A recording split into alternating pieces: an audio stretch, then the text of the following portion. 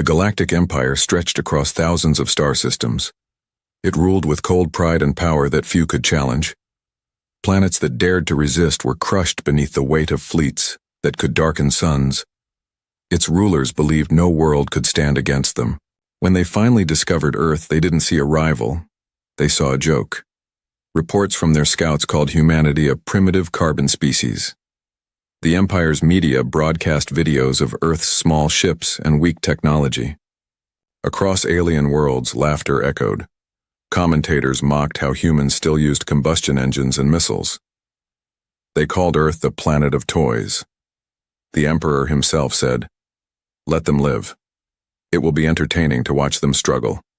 But the humans heard everything. Every intercepted signal, every insult, every word. In hidden bunkers deep beneath the oceans and frozen poles, Earth's governments met in secret. The world's greatest minds, soldiers and engineers, formed an alliance unlike anything before. They called it the Silence Protocol. While the Empire laughed, Earth went quiet. No more transmissions were sent beyond the solar system. No signals, no messages, no answers. To the Empire, it looked like fear. But to humanity, silence meant preparation. Behind the moon's dark side, something massive began to form. Shipyards hidden under layers of stealth shielding built vessels far beyond anything humanity had ever launched. They studied alien wrecks, stolen blueprints, and even fragments of crashed probes. Piece by piece they built the impossible. The Empire did not notice. Their attention was elsewhere, on wars that mattered, on enemies they considered real.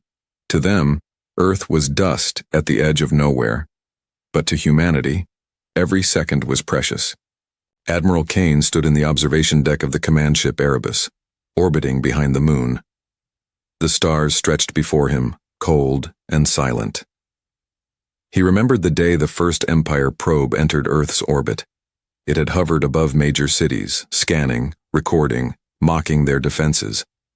When humans shot it down, the Empire destroyed 3 orbital stations in retaliation. Kane's wife had been aboard one of them. He never forgot. Now, years later, he looked out into that same cold void with a calm face. Humanity was no longer begging for mercy. They were ready to answer. Beneath the surface of Mars, engineers activated the core of a weapon that no alien empire believed possible, Project Leap. It was a teleportation drive powered by a fusion array so unstable that even testing it was forbidden by Earth's Safety Council. Yet it worked. It could bend space around a fleet and launch it across light years in seconds. Only 3 people in the galaxy knew it existed. Admiral Kane was one of them. On the night of the test, Earth's skies were clear. The Empire's sensors picked up nothing unusual. But from the shadow of the moon, space itself began to shimmer. The light bent, twisted, and rippled like water disturbed by a storm. And then, gone. The Erebus and its escort fleet vanished from all detection. The Empire's analysts thought it was an error, a human malfunction. They laughed again. 2 days later, laughter turned into silence. At the far edge of the Empire's territory, near a mining colony orbiting a red star, alarms screamed. From nothing, human ships appeared. One after another, sleek dark vessels unfolded from distorted space. Before the Empire's fleet could react, they fired. Precision strikes cut through shields and hulls with perfect accuracy. It wasn't just an attack, it was a message. Earth had learned to walk the stars. On every Empire broadcast, panic replaced arrogance. Commanders shouted for explanations, scientists denied what they saw, and officers refused to believe it was humans. Yet, there they were, ships bearing Earth's insignia, moving faster than light should allow, destroying the Empire's pride. The Emperor demanded answers. His generals hesitated to speak. Finally, one trembling advisor whispered, "The humans, they bent space itself." Across the galaxy, worlds that had once laughed at Earth fell silent. For the first time, they felt fear. Back on the Erebus, Admiral Kane watched the battle unfold through his holographic display. Each red marker of the Empire's ships turned blue. destroyed, or disabled. He didn't smile. He only said one quiet sentence. Now they will listen. On Earth, the governments remained hidden. The people still didn't know the full truth. They only saw strange auroras at night, remnants of teleportation energy around the planet. But deep underground, in command centers filled with glowing screens, leaders watched humanity's first strike unfold. The Empire's laughter had ended. In its place, a new sound filled the void, a silent determination that could be felt even across the stars. Humanity had spoken, not with words, but with action. And somewhere beyond the edge of the known galaxy, where old empires trembled, one ancient saying began to spread among alien soldiers. Do not mock Earth. They do not laugh back. The Empire had always believed power was measured in size. Their fleets covered entire planets. Their ships could block out the sun. To them, Earth was still a small blue world with small ships and small dreams. That belief ended the moment humanity struck first. At dawn on the Empire's prime world, a transmission cut through every channel. No introduction, no threats. Just a quiet voice, calm and human. This is Admiral Kane of Earth. You mocked us. You invaded our skies. Today, we return your laughter. Before the signal could be traced, the stars themselves shifted. Thousands of sensors screamed as massive readings appeared, ships emerging from nowhere, bending light around them. Entire fleets materialized above the Empire's largest shipyard. They didn't warp in. They appeared as if reality had decided to place them there. The Empire's admirals panicked. No species had ever done this. Their teleport gates required enormous energy stations. Yet humanity's fleet had arrived without warning, without distortion, without any sign of travel. It was impossible. The humans called it fold strike. The first shot came from the Erebus. A single rail slug cut through the airless void, glowing white-hot as it pierced the Empire's dreadnought Valorian. Shields shattered. The ship broke in half before its crew could scream. In seconds, hundreds more human ships opened fire. The Empire's defense grid came alive, firing beams of plasma and antimatter cannons. But the human fleet danced between them, vanishing and reappearing miles away in less than a heartbeat. It was as if they could see the enemy's moves before they happened. Target Priority 1, disable their command ship, Kane ordered. His tone was calm, steady. From his bridge, the stars looked like they were tearing apart.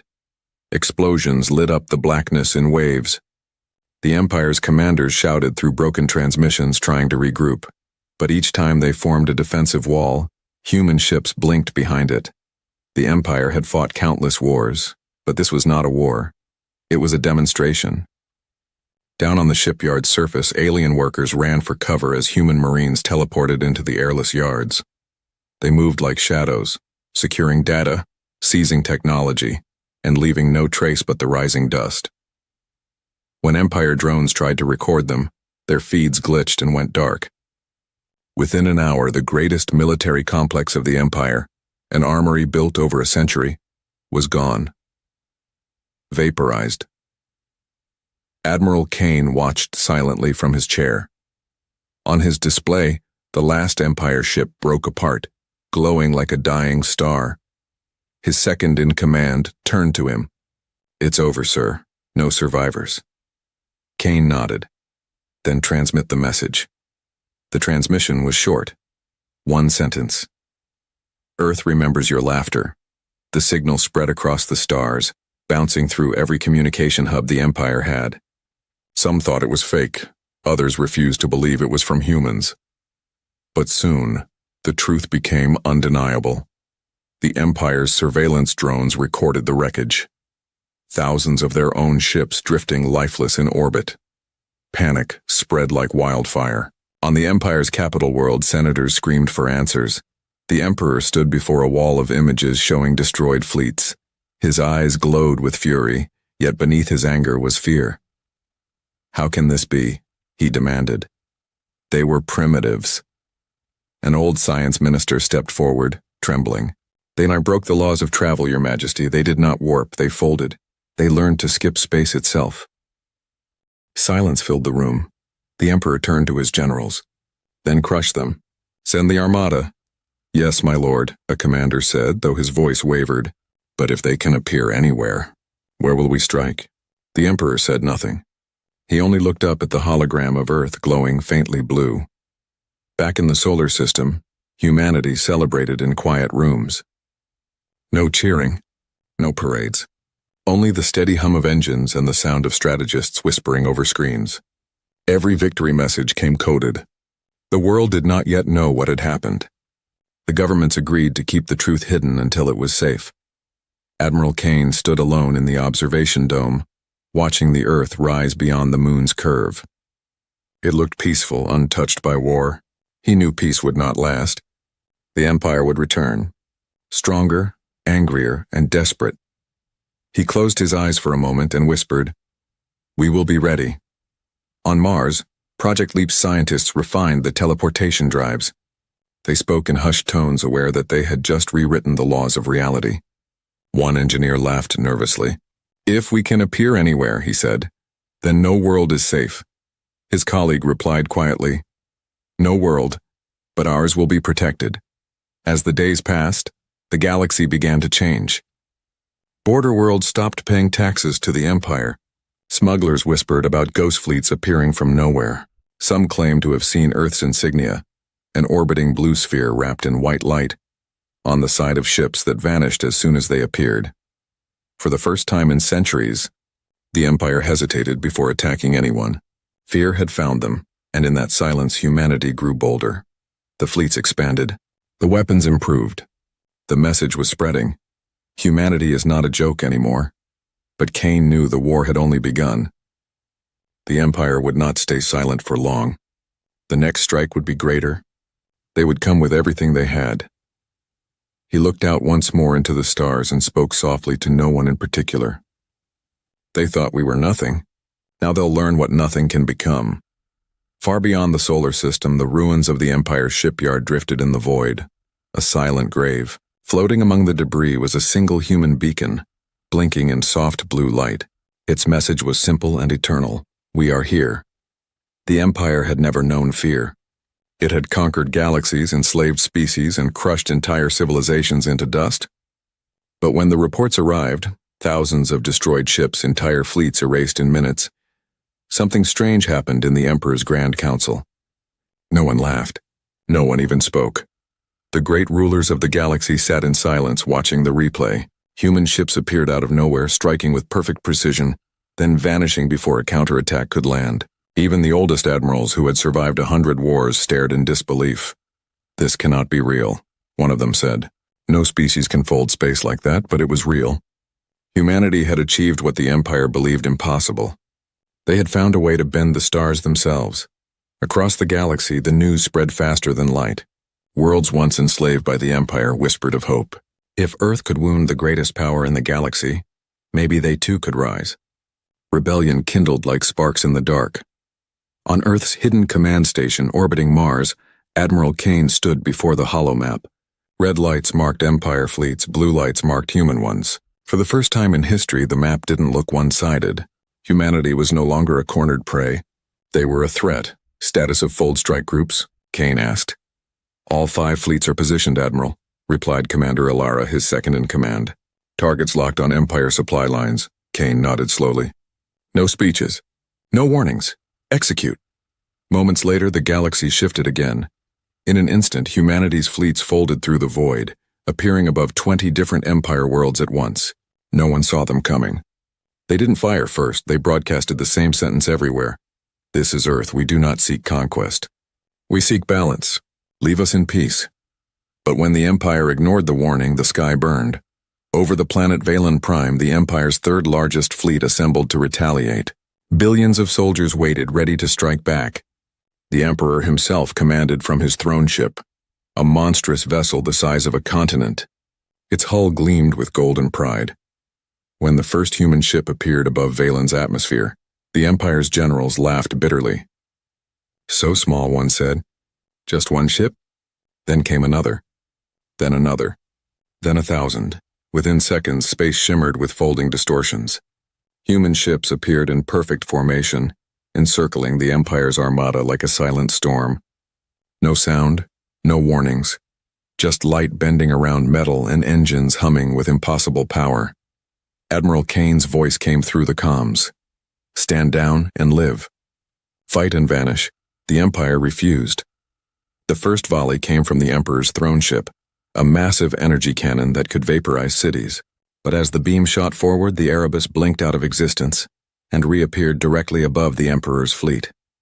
Its railguns fired down with blinding white light. The explosion turned night into day. From orbit, the Empire's soldiers watched in horror as their grand fleet disintegrated.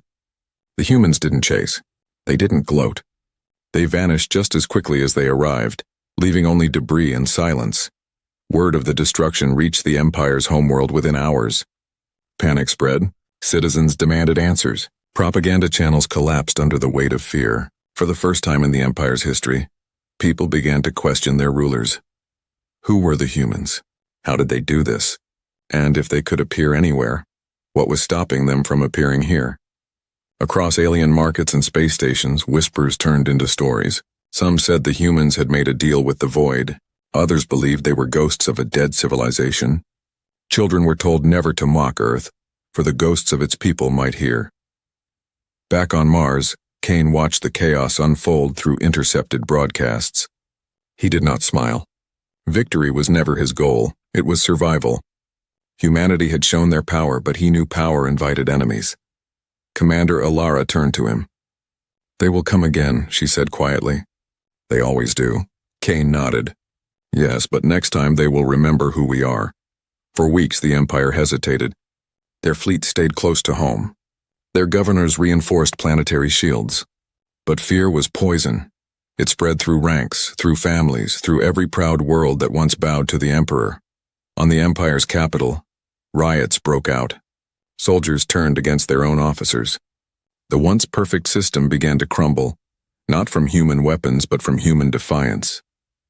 The Emperor sat alone in his golden hall, staring at the hologram of Earth. It revolved slowly, glowing soft blue. "How can one small world do this?" he whispered.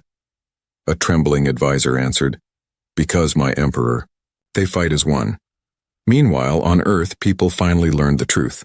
The news broke through secrecy. Humanity had fought back and won. Crowds filled the streets. Tears, pride, and disbelief filled every home. For the first time, humanity wasn't just surviving among the stars. They were leading. Admiral Kane didn't attend any celebration. He stood alone on the Erebus, watching the distant sunrise from orbit. The stars looked peaceful again, but he knew the calm wouldn't last. War was coming. A real one. He touched the glass and whispered to the silent sky, "Let them tremble. But never think we wanted this." And as the Erebus drifted quietly through the dark, a faint blue shimmer surrounded its hull, the sign that Project Leap was ready again. Somewhere out there, beyond the reach of Empire sensors, humanity was preparing for the final strike. The galaxy had learned to fear them. But soon they would learn to respect them. The stars had changed. The Empire's banners no longer filled the void with pride. Now they drifted aimlessly beside wreckage and burned metal. Space itself seemed quieter, as if the galaxy was holding its breath. No official message came from the Emperor that day. His fleets had vanished, his admirals silenced, his armies lost in confusion. What once ruled thousands of worlds was now paralyzed by fear, and far away, hidden in the shadow of Jupiter, humanity watched in silence. Admiral Kane stood inside the command chamber of the Erebus. The floor vibrated softly with the hum of folded energy. Holographic displays surrounded him, showing star systems where battles had once raged. Every red marker representing the Empire now blinked blue. The war was over, though no one had officially declared it. He spoke quietly to his officers. "Transmit to all fleets. Cease aggression. Maintain defensive posture only." Commander Alara turned toward him. "You think they'll surrender?" "They already have," Kane replied. "They just haven't realized it yet." Outside, in the endless dark, human ships moved through the void like silent guardians. They no longer attacked. They simply appeared above Imperial worlds and waited. Entire populations would look up to see dark, gleaming ships hovering against their suns. No shots were fired. No demands were made. Only the quiet reminder that humanity could appear anywhere, anytime. On the Empire's capital world, the people began to kneel, not out of command, but out of fear and awe. Broadcast captured the moment when a fleet of Earthships appeared above the golden spires of the Imperial Palace, hanging motionless in the crimson sky. They made no threats, no speeches. After 10 minutes, they vanished, leaving the citizens in stunned silence. That was the moment the galaxy realized the truth. Humanity did not conquer. Humanity warned. The Emperor finally broke his silence. He called for peace talks, though his voice trembled when he spoke. "Let us end this madness," he said. "No more blood between our worlds." The transmission reached Earth within hours. In a sealed chamber beneath Geneva, leaders from every nation watched the Emperor's face flicker on a massive screen. He looked broken, pale, and smaller than his legend. For centuries, the Empire had made others bow. Now he bowed his head first. Kane joined the meeting remotely from orbit. His voice filled the room, calm and steady. "Tell the Emperor," he said, "that we will accept peace. But we will not kneel. Not to him. Not to anyone." A pause followed. Then Kane added, "Let the stars remember this day, not as victory, but as balance restored." The leaders agreed. Humanity would not claim new worlds or riches. They would only take back their dignity. When the message was transmitted back to the Empire, the reaction was unlike anything seen before. Entire alien colonies erupted in joy. On distant planets, enslaved species tore down the Empire's banners and replaced them with the image of a blue sphere, the mark of Earth. The name human became more than a word. It became a symbol. But humanity did not celebrate. There were no fireworks, no cheers, no parades. The world went on as usual. People worked, built, dreamed, yet something had changed deep inside them. They knew now what they were capable of. They knew that courage could rewrite the laws of the universe. Kane watched Earth from the bridge of the Erebus. The planet glowed softly beneath him, wrapped in clouds and peace. Commander Alara stepped beside him. "It's strange," she said. "We won a war that no one expected us to fight. Yet it doesn't feel like victory." Kane nodded slowly. "Because real victory isn't destruction," he said. "It's survival." A soft silence followed. The hum of the ship filled the air like a heartbeat. Outside the window, a new dawn rose across the curve of Earth, golden and calm. From orbit, Kane sent one final transmission to the galaxy. His words echoed across thousands of worlds, carried on light and silence. "We are not your enemies, but we will never be your slaves. We came not to rule, but to remind you that laughter fades, yet humanity endures." The message repeated only once before fading into static. No one knew where it came from or where it was transmitted, but it spread like wildfire through every star system. On planets where the Empire's flag once flew, children whispered the words before sleep. Soldiers carved them into their armor. Merchants painted them on their ships. "We will never be your slaves." Over time, the Empire crumbled quietly, not from human weapons, but from shame. Worlds that had once feared Earth now sought its alliance. The galaxy began to rebuild itself under a fragile peace born not of treaties but of respect. And yet humanity didn't vanish into comfort. They kept building, exploring, pushing beyond the edges of known space. Because they knew one truth: the universe never stayed still. Somewhere in the endless dark, new empires were waiting, watching, judging. On the Erebus, Admiral Kane prepared for one final mission. Project Leap had evolved, no longer a weapon but a path. A doorway to other galaxies. Humanity was ready to step beyond its cradle once again, not as conquerors, but as explorers. Before departure, Kane recorded one final log. "This is Admiral Kane of Earth's Fleet Command. The war is over, but our journey has only begun. If anyone hears this in the future, remember, when they mocked us, we did not answer with rage. We answered with strength, silence, and unity. That is what it means to be human." He closed the transmission, turned toward the stars, and gave the order. "Activate fold drive." The Erebus began to hum, its engines glowing brighter than a sun. Space folded around it, and with a silent flash, the ship disappeared into the void, leaving only ripples of light that danced like whispers across the dark.